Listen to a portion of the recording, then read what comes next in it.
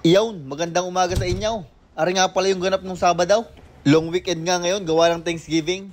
Dalawang ket-ket lang ang baon ko ngayon, gawa na ako'y nagda-diet na. Pagkagarning maganda ang panahon, ay panigurado, busy. Kaya pagpasok ko sa trabaho, ay sinuot ko ng aking pamatindihang apron. Magre-ready din ako ng bullpen at baka may tumaya sa witing. Ay sayang, baka tumama. Meron din tayo diyan tawalya, pampuna sa kamay. At syempre ang gloves. Ari ang aking unahing gawain. May umorder nga ng paa ng tupa kahapon ay gustong ipagayat. Kukunin daw ngayong umaga kaya inuna ko na aray. Ang gusto daw niyang gayat ay pang steak. Sabi ko walang problema basta matalas ang huso ko. Ay ang banso pala. Ari yung tupang ginayat ko nung Biyernes. Nabili na rin huling paa. Bali pang steak nga daw ang gayat na ray. At yung maliliit ay pang stukat. O kumbagay kaldereta cut. Ipaplastic ko lang rin kanyang pang stomate. At yung mga steak cut naman ay ibabalot ko lang din sa butcher paper. At bago ko nga balutin iyan, ay i-scrape ko muna yung mga puti-puti. Yun ay galing sa buto nung ating pinutol, nililinis ko lang. At nung nalinis ko, ay di binalot ko na para lang nagbabalot ng regalo. Basta ang mahalaga, hindi matatapaw. At iyon, ready ng order, pipikapin na lang. Siya, tayo magpapalit na ng gloves at arena ang tunay na laban. Magpe-prepare tayo ng mga ibebenta ni Boss sa farmer's market. Last day na sa linggo. Kaya ating dadamihan, siguradong maraming bibili. Uunahin ko ng gayatain. Ang pinakamabenta syempre, ang ribeye steak. Tinapyas ko lang yung unahan at hindi yun pantay. Isasama na lang yung sa ground beef o kaya ulamain pagka tayo nagutom. Ang gayat ko sa mga steak na aray, pang farmer's market ay medyo maninipis. Gawa nung minsan, kinapalangkaw ay medyo nalula sa presyo, kaya ninipisan ko na lang. Gumayat lang ako ng 8 ribeye steak at nilagay ko din sa mga tray. Lalagyan din natin ng mga pads para sa dugo. Hindi na nga tayo magagayat pan-display sa unahan at meron na daw, ginayat kagabi. Kaya din na lang tayo magpo-focus pang farmer's market. Iyaw, natapos na natin ng ating mga ribeye steak. Kaya din naman tayo sa strip loin o yung New York steak. Iinom muna tayo ng kapay pampagising para tuwid ang gayat. Gayon din ang parali ko din medyo maninipis laang. Para medyo mababa ang presyo at ang benta agad. Ang mga garnay siguro nasa 20 hanggang $22. Para sa kanila ay medyo mura na yan. Naka-4 na piraso nga tayo dun sa kapirasong iyon. Ay kulang pa kaya ako'y kumuha pa ng slab ng strip loin at gumayat lang ako ng 2. Pag nga pala ako'y naggagayat ng garning steak ay tinatapyas ko yung sobrang taba sa hulihan.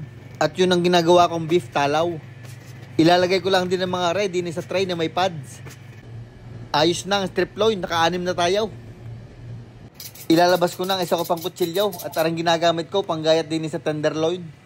Madaling gamitin na rin kutsilyong aray pantanggal din sa mga silver skin. Bagaw, ang gayat ko din ay normal cut lang namin, 1 inch. Pero pag minsan ay gusto ng customer ay makapal, eh di gagayat ko ng panibagaw. At iyon, tapos na ang beef tenderloin. Nagdala lang ako ng 7 piraso para sigurado. Aring mabenta sa aming mga matatandang customer gawa ng wala masyadong taba. Natapos ko nang gayatin ng mga bestseller naming steak. Kaya din na agad tayo sa sunod. Magagayat naman ako ng aming pang beef stew meat.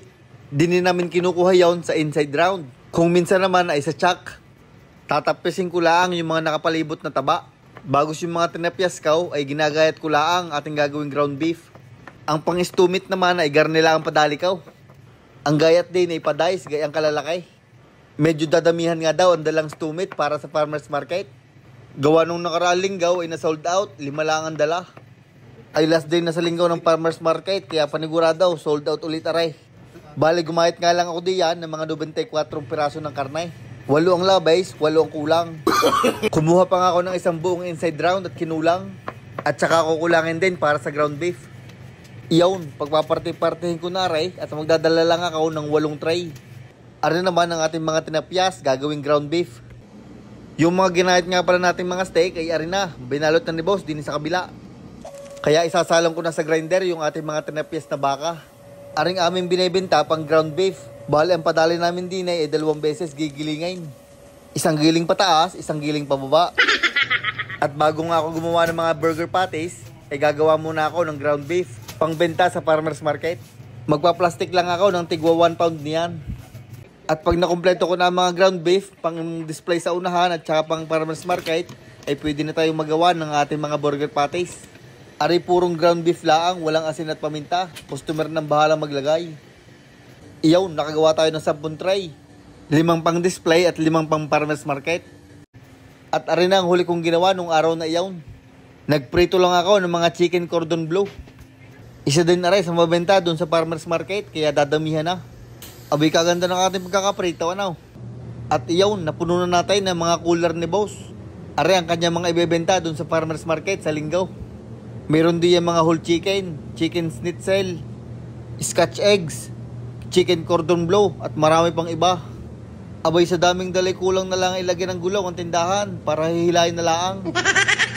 Ay iyaw, na ipaanaw, hanggang din ninalang ray. Maraming salamat sa inyong palaging pagsuporta.